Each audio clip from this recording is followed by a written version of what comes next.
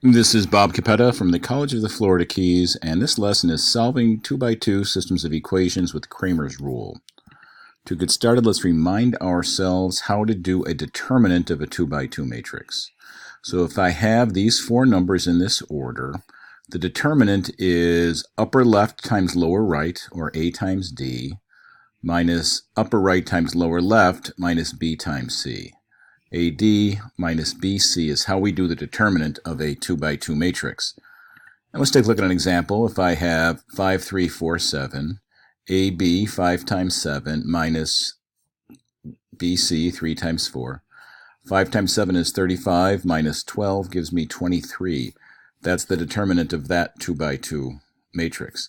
And let's do one more with some negatives. Determinant of negative 2, 5, negative 3, 6, AD, negative 2 times 6, minus 5 times negative 3, or negative 3 times 5. So we get negative 12 minus negative 15, which of course is negative 12 plus 15, or 3. So the determinants of the 2x2 matrices will be key for us to solve a system using Cramer's rule. So here is our 2x2 system. X plus 4y is 9, and 2x minus 5y is negative 8. We're going to use determinants to solve for x and y. So I'm going to set up two fractions. X will equal some fraction, and y will equal some fraction. The determinants will define the numerator and denominator of those fractions. On the bottom, the coefficient matrix, 1, 2, 4, negative 5. The determinant of 1, 2, 4, negative 5, coefficient matrix. That's in both of them. Now, the answer is 9, negative 8. So 9, negative 8 will go in the first column for the x value. So notice 9, negative 8 goes in the first column for the x value. And 9, negative 8 goes in the second column for the y value. And then we have these two missing numbers, and then the numbers downstairs just move up.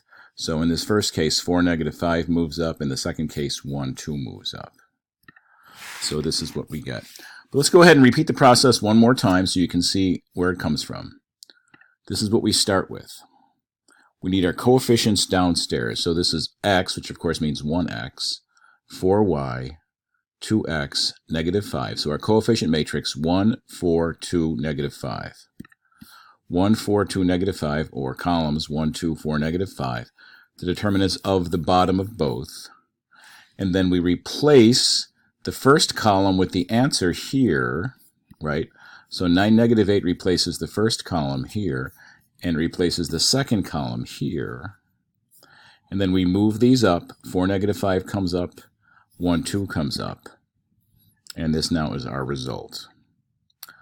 So we need to evaluate our determinants to do this. So if we look at this first one, x, 9 times negative 5, negative 45, negative 8 times 4, negative 32. So negative 45 minus negative 32 on top. On the bottom we have 1 times negative 5, 2 times 4 is 8, negative 5 minus 8. In the second case, 1 times negative 8 is negative 8, 2 times 9 is 18. So negative 8 minus 18. And on the bottom it's the same. 1 times negative 5, 2 times 4 is 8. Negative 5 minus 8 is negative 13. So adding these together, let's simplify this. Negative 4 minus negative 32, negative 45 minus negative 32 is negative 45 plus 32, or negative 13. Negative 5 minus 8, also negative 13. Negative 8 minus 18, negative 26 over negative 13. And obviously we can reduce those fractions. Negative 13 divided by negative 13 is 1. Negative 26 divided by negative 13 is 2.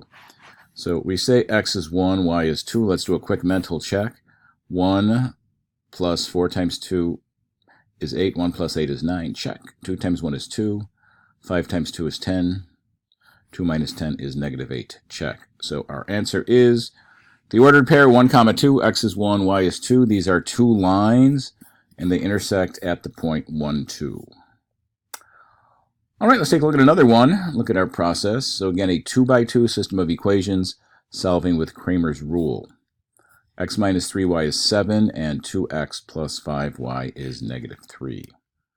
X is a fraction, y is a fraction. We will take determinants of matrices. The bottom is what we start with, coefficients in terms of columns 1, 2, negative 3, 5. First column 1, 2, because this is 1x. 1, 2, second column, negative 3, 5. So the determinant of 1, 2, negative 3, 5 in the terms of columns is the denominator for each of the two fractions. Now we replace 7, negative 3. 7, negative 3 goes in the first column here. 7, negative 3 goes in the second column there. And then what's missing just moves up. So notice, 7, negative 3 in the first column here. 7, negative 3 in the second column here. What's going to move up? Negative 3, 5 moves up to the top. 1, 2 moves up to the top. So now I've solved for x and y. It's just a matter of evaluating the determinants. So let's look at this. This first one, 7 times 5 minus negative 3 times negative 3. Downstairs, 1 times 5 minus 2 times negative 3. So what does that give me? 35 minus 9 upstairs. 5 plus 6 downstairs. In case of the y, 1 times negative 3 is negative 3 minus 2 times 7. And then downstairs, 1 times 5 minus 2 times negative 3. So yeah, let's look at the arithmetic now. So indeed, 7 times 5 is 35. Negative 3 times negative 3 is 9. 35 minus 9 with 5 times 6 downstairs. Here, 1 times negative 3 is negative 3 minus 14. So 35 minus 9, 26 elevenths, and y is negative 17 elevenths. And when you get ugly fractions like this, I suggest you use a calculator. X is 26 elevenths, so you're going to type in 26 divided by 11 minus 3 times negative 17 over 11, and you will find that it indeed is 7. Similarly, you'll do 2 times 26 divided by 11 plus 5 times negative 17 over 11, and that is negative 3. And indeed, that will be our solution. So we write it as an ordered pair. 26 elevenths, comma, negative 17 elevenths. That is the point of intersection. These two lines intersect at that point. And I like to use curly braces to indicate a solution set. Let's take a look at one more. So we have 3x minus 2y is 7, and 3x minus y is 7. 6x minus 2y is negative 5. So we are going to solve this by using determinants. So the bottom is going to be what? 3, 6, first column, negative 1, negative 2, second column. So we see that 3, 6, negative 1, negative 2, 3, 6, negative 1, negative 2. Then we focus on our answer part. Our answer part is 7, negative 5. Notice that goes in the first column here. Notice 7, negative 5, the answer part goes in the second column here. And then this missing one moves up. Negative 1, negative 2 is there. And this missing one moves up. 3, 6 moves up there. So now I've got to go ahead and evaluate these determinants. 7 times negative 2, negative 14 minus negative 5 times negative 1 minus 5. It's going to be negative 14 minus 5. Here we have 3 times negative 2 is negative 6, minus 6 times negative 1 is negative 6. Negative 6 minus negative 6. Interesting. Here 3 times negative 5, negative 15. 6 times 7, 42. Negative 15 minus 42. And then negative 6 minus negative 6.